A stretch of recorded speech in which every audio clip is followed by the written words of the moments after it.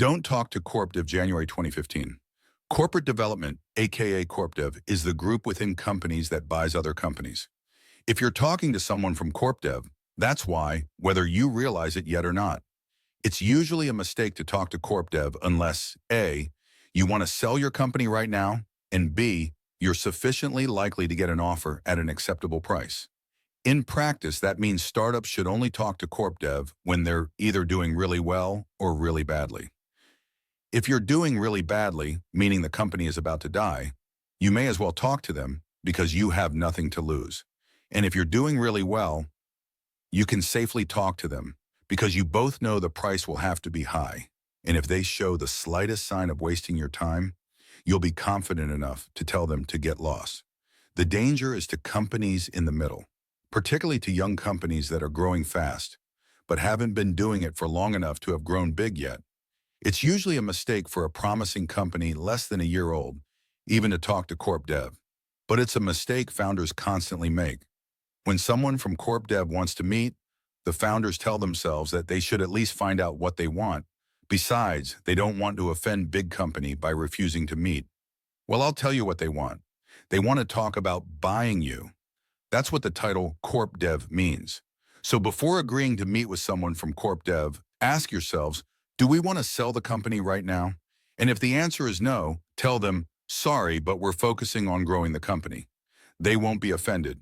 And certainly the founders of big company won't be offended. If anything, they'll think more highly of you. You'll remind them of themselves. They didn't sell either. That's why they're in a position now to buy other companies. Most founders who get contacted by Corp Dev already know what it means. And yet, even when they know what Corp Dev does and know they don't want to sell, they take the meeting. Why do they do it? The same mix of denial and wishful thinking that underlies most mistakes founders make. It's flattering to talk to someone who wants to buy you.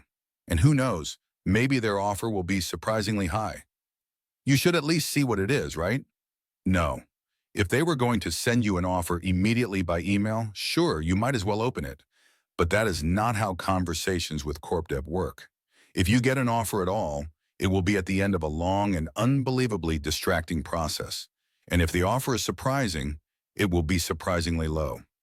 Distractions are the thing you can least afford in a startup. And conversations with Corp Dev are the worst sort of distraction because as well as consuming your attention, they undermine your morale. One of the tricks to surviving a grueling process is not to stop and think how tired you are. Instead, you get into a sort of flow. Imagine what it would do to you if at mile 20 of a marathon, someone ran up beside you and said, "You must feel really tired. Would you like to stop and take a rest?" Conversations with Corp Dev are like that, but worse, because the suggestion of stopping gets combined in your mind with the imaginary high price you think they'll offer. And then you're really in trouble. If they can, Corp Dev people like to turn the tables on you. They like to get you to the point where you're trying to convince them to buy instead of them trying to convince you to sell. And surprisingly often, they succeed. This is a very slippery slope, greased with some of the most powerful forces that can work on founders' minds and attended by an experienced professional whose full-time job is to push you down it. Their tactics in pushing you down that slope are usually fairly brutal. Corp Dev people's whole job is to buy companies, and they don't even get to choose which. The only way their performance is measured is by how cheaply they can buy you, and the more ambitious ones will stop at nothing to achieve that. For example, they'll almost always start with a lowball offer, just to see if you'll take it. Even if you don't, a low initial offer will demoralize you and make you easier to manipulate. And that is the most innocent of their tactics. Just wait till you've agreed on a price and think you have a done deal, and then they come back and say their bosses vetoed the deal and won't do it for more than half the agreed upon price. Happens all the time. If you think investors can behave badly, it's nothing compared to what Corp Dev people can do.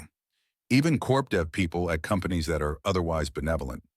I remember once complaining to a friend at Google about some nasty trick their Corp Dev people had pulled on a YC startup. "What happened to Don't Be Evil?" I asked. "I don't think Corp Dev got the memo," he replied. "The tactics you encounter in M&A conversations can be like nothing you've experienced in the otherwise comparatively upstanding world of Silicon Valley.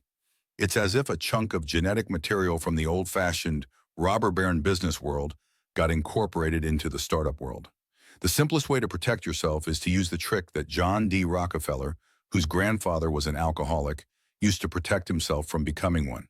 He once told a Sunday school class, "Boys, do you know why I never became a drunkard? Because I never took the first drink. Do you want to sell your company right now? Not eventually, right now. If not, just don't take the first meeting." They won't be offended, and you in turn will be guaranteed to be spared one of the worst experiences that can happen to a startup. If you do want to sell, there's another set of techniques for doing that. But the biggest mistake founders make in dealing with corp dev is not doing a bad job of talking to them when they're ready to, but talking to them before they are. So if you remember only the title of this essay, you already know most of what you need to know about M&A in the first year.